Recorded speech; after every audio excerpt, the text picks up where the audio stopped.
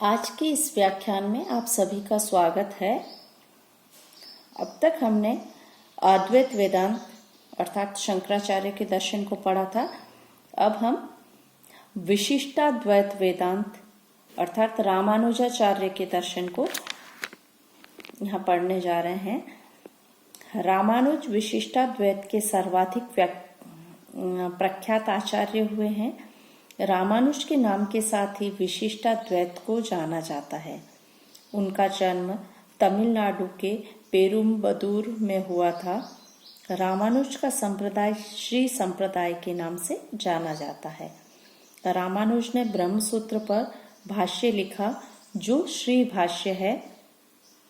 गीता भाष्य, वेदार्थ संग्रह, वेदांत दीप उनके अन्य ग्रंथ हैं।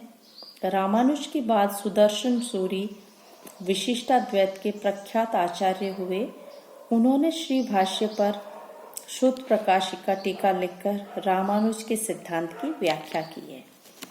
कालांतर में रामानुज संप्रदाय दो शाखाओं में विभाजित हो गया, टेंकले और वडकले। पिल्ले लोकाचार्य टेंकले मत के संस्थापक थे।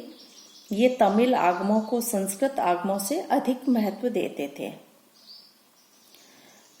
वेदांत देशिक वडकले संप्रदाय के संस्थापक थे। उन्होंने तमिल व संस्कृत आगमों को समान महत्व दिया।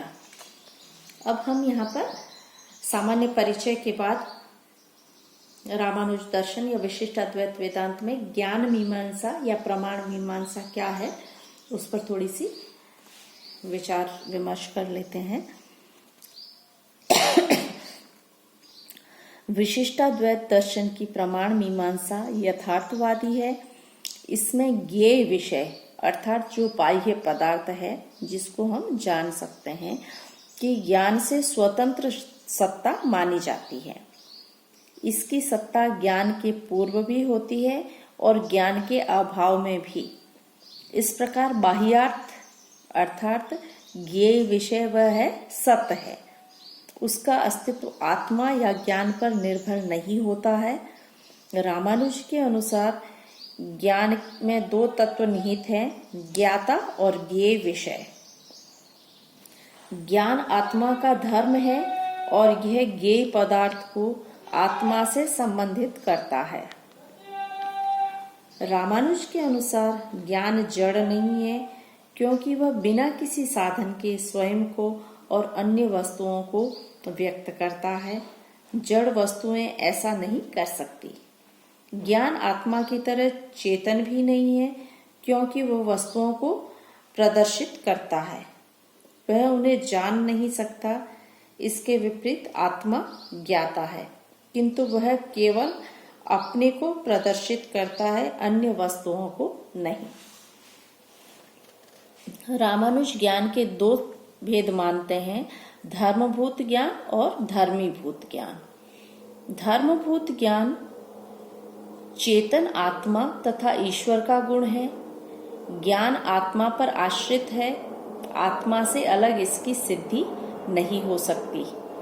आत्मा और ज्ञान के बीच उसी प्रकार का संबंध है जैसा दीपक और उसके प्रकाश के बीच। ज्ञान प्रकाश है और आत्मा दीप। जिस प्रकार दीपक से उसके प्रकाश की भिन्नता देखी जाती है परंतु एक को दूसरे से अलग नहीं किया जा सकता, उसी प्रकार ज्ञान आत्मा से भिन्न है परंतु पृथक नहीं। जीव और ईश्वर धर्मीभूत ज्ञान है। धर्मीभूत ज्ञान दीपक की ज्वाला की तरह है। ज्ञान के साधन। रामानुज ज्ञानोत्पत्ति के लिए केवल 3 ही प्रमाण स्वीकार करते हैं, प्रत्यक्ष, अनुमान और शब्द। रामानुज ने स्मृति और प्रतिभिज्ञा को स्वतंत्र प्रमाण नहीं माना है। इसे प्रत्यक्ष के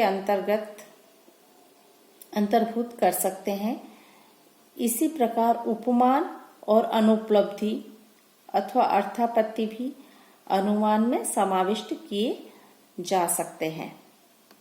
अर्थापत्ति भी अनुमान में समाविष्ट हो जाती है। अतः प्रत्यक्ष, अनुमान तथा शब्द ये तीन ही ज्ञान प्राप्ति के साधन के रूप में रामानुजाचार्य ने स्वीकार किया है। यहाँ पर अलग अलग दार्शनिकों ने अलग अलग ज्ञान के साधन स्वीकार किए हैं। जैसे किसी ने एक साधन, जैसे चारवाक दार्शनिक ही भारतीय दर्शन में एक ऐसे दार्शनिक है जिन्होंने प्रत्यक्ष को ही एकमात्र प्रमाण के रूप में या ज्ञान प्राप्ति के साधन के रूप में स्वीकार किया है। इसी प्रकार से कुछ दार्शनिकों ने दो साधनों को ज्ञान प्राप्ति के साधन के रूप में स्वीकार किया, किसी ने 3, किसी ने 4, किसी ने 5।